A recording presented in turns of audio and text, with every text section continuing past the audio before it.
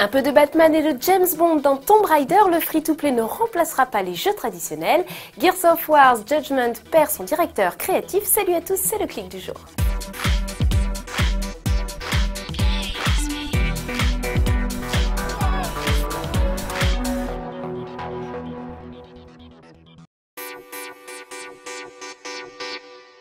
Treize ans après son entrée sur la scène vidéoludique, la belle Lara Croft s'apprête à faire son retour sur console et PC au printemps prochain.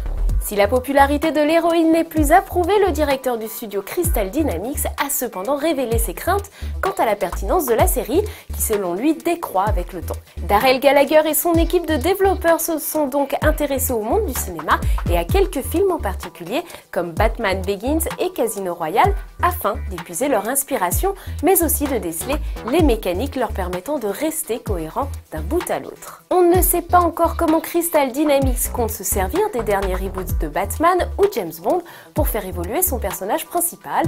Toujours est-il que le studio reste dans l'air du temps avec des films très actuels et ça, on apprécie.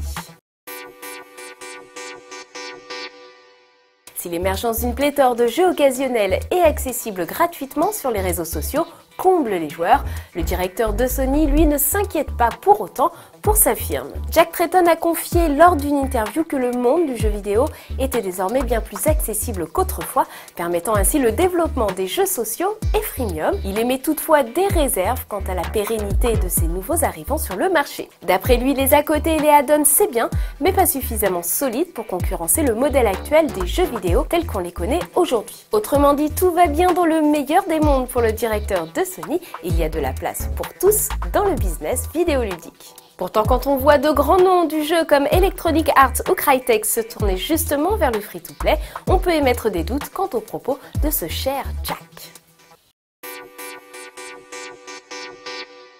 Dimanche dernier, Epic Games a confirmé le départ de 3 des membres du studio People Can Fly, chargé du développement de la prochaine exclue 360, nommée Gears of War Judgment.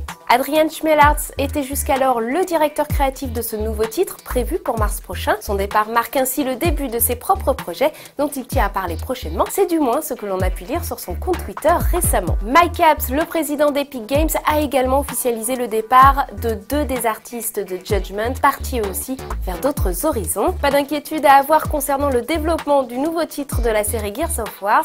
Schmelartz a rassuré les fans en affirmant que le projet était entre de bonnes mains, et ça c'est une bonne nouvelle. L'ADD du jour est pour Serial Lover et Orokana pour avoir gagné le concours des jeux flash du forum Blabla moins de 15 ans. Bravo à eux. Le clic c'est fini pour aujourd'hui, on se retrouve bien sûr dès demain, même heure pour de nouvelles infos. Salut à tous.